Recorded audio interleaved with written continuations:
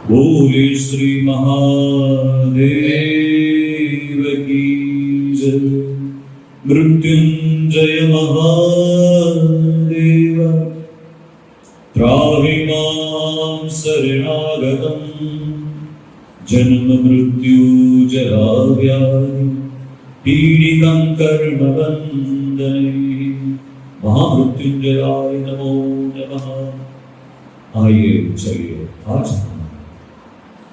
शिव कौन है, शिव क्या है और इस शिव का जीव के साथ क्या संबंध है वो जानते हैं।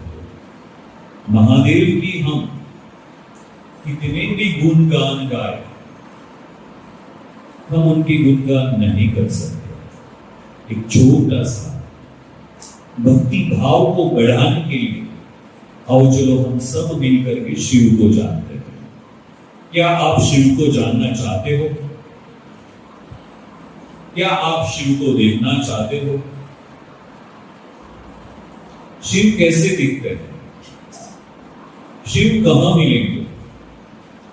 तो आओ चलो इस शिव को हम जीव में देखते हैं और जीव शिव का ही होता है।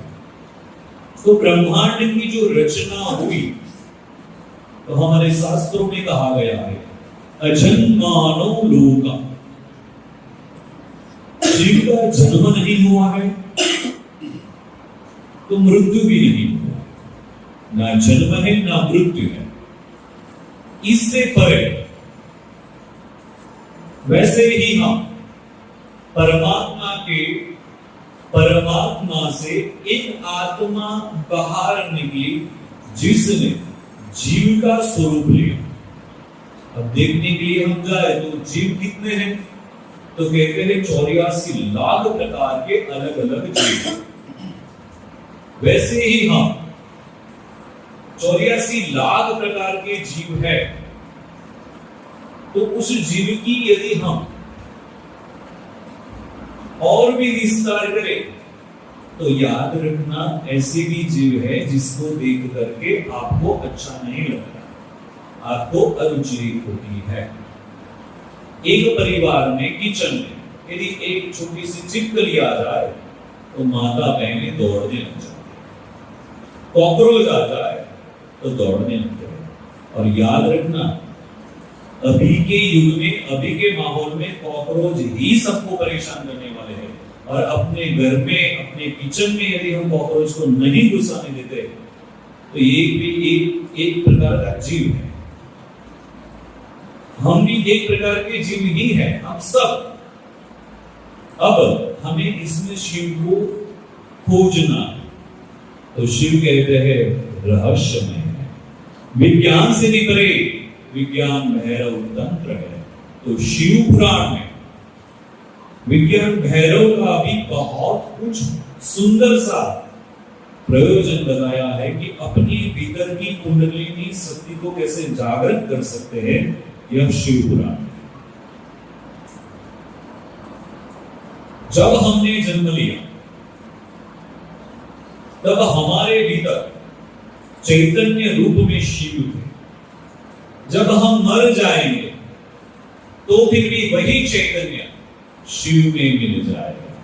अब मरने के बाद शिव से मिलना है या जिंदा शिव को मिलना है, तो आपका भक्ति और भी बढ़ा लीजिए।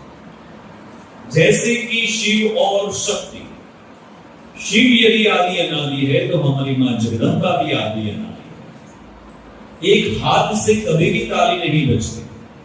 वैसे ही शक्ति ने शिव को साथ दिया तब जाकर के यह डमरू जो है वो शिव ने उठाया। डमरू के नाद करे, डमरू से 16 नाद प्रकट हुए। ऐ ओम रुर रुक ए ओम, इस तरह से 16 प्रकार के नाद प्रकट हुए। माहेश्वराणी सूत्राणी इसको कहते हैं। उससे विष्णु भगवान का प्रादुर्भाव हुआ। विष्णु भगवान की नाभि से ब्रह्मा की उत्पत्ति हुई और ब्रह्मा जी ने इस दुनिया की रचना करी। तीन तीन बार असफल हुए हैं ब्रह्मा जी। वैसे ही हम हमारे जीवन में कोई भी प्रयास करते हैं तो असफल हो उससे चिंता कभी भी मत करना। ब्रह्मा जी ने यदि 3 बार प्रयास करा है तो हम सबको भी अनेक बार प्रयास करना चाहिए। सफलता जरूर से मिलती है। यदि शिव के परम भक्ति में आप हो तो याद रखना सफलता जल्दी से मिलेगी। अब ब्रह्मांड की रचना करी है। ब्रह्मांड में सब कुछ है। सब कुछ में क्या है तो जो हम आंख से देखते हैं वो क्या सत्य है? तो कहते हैं हाँ वो सत्य है। तो उससे आओ चलो कुछ परम सत्य को हम जानते हैं। तो परम सत्य क्या है कि यह हमारा आत्मा शिव से बाहर निकला और इस तन को उसने धारण करा। अब शिव और तन और आत्मा का क्या संबंध है? तो यह जो शरीर है, गीता जी में कृष्ण ने कहा कि जन्म हो तो मृत्यु होगी और मृत्यु हो तो जन्म होगा। तो इस शरीर का नहीं, सभी 84 लाख प्रकार के जीवों का मृत्यु और जन्म नक्की है। पर भीतर जो आत्मा जो है, चैतन्य शिव स्वरूप जो आत्मा है, उसकी ना मृत्यु होती है ना जन्म होता है। तो हमने पहले ही जाना अजन्मानो लोका, शिव का ना जन्म है ना मृत्यु है। तो हमारे भीतर भी आप सब याद रखना, हमारी आत्मा का भी जन्म नहीं है और मृत्यु भी नहीं है। शिव का भी जन्म मृत्यु नहीं है, हमारा भी जन्म और मृत्यु नहीं है। तो हम दोनों, हम सब कौन बने? शिवोहम शिवोहम शिवस्वरूप। हम सब शिव रूप बन गए। बस यह बात यदि समझ में आ जाए तो शिव और हम अलग नहीं है। एक छोटी सी आरती में भी बताया गया है, अंतर नव दरसो, मुझ में और जीव में थोड़ा सा भी अंतर मत रखना। यह शिव है। तो इस पवित्र श्रावण मास में शिव पुराण की कथा भी सुननी चाहिए। यदि बड़ी बड़ी कथाएं आप नहीं करवाना चाहते तो आप शिव को अपने घर पर भी बुला करके शिव का पूजा कर सकते हो। अब बहुत अच्छी पढ़ने वाले लोग भी कहते हैं कि भाई यह पूजा हम क्यों करें? तो यह पूजा क्यों करना चाहिए सबको? उसके लिए भी हमारे शिव पुराण में बताया गया है, हमारे वेदों में बताया गया है। शिव पर हम दूध, दही, घी, शहद, मिश्री, अनेक प्रकार के ड्राई फ्रूट्स, अनेक प्रकार के बीज हम शिव पर लगाते हैं। वो सब जाकर के कहां मिलते हैं? मां धरती में हम वो सब छोड़ देते हैं। बहुत लोग कहते हैं कि नदी में बहा दो, पौधों की जड़ों में डाल दो। कैसे भी करके मां धरती को ये जो कुछ भी चढ़ाया हुआ है वो मां धरती को मिलता है। अब याद रखो, मां धरती को हम हाइब्रिड देंगे तो मां धरती में रस बढ़ेगा, या दूध, दही, ये सारी चीज हम मां धरती को देंगे तो रस मिलेगा। तो आप सबका जवाब होगा कि मां धरती को यदि कुछ देना है तो हमें ऐसा ही द्रव्य देना चाहिए। हाइब्रिड देने से कभी मां धरती को रस नहीं मिलता। तो यह पूजा पद्धति ही विश्व में एक ऐसा है कि आप परमात्मा पर लगाते हो और मां धरती को मिलता है।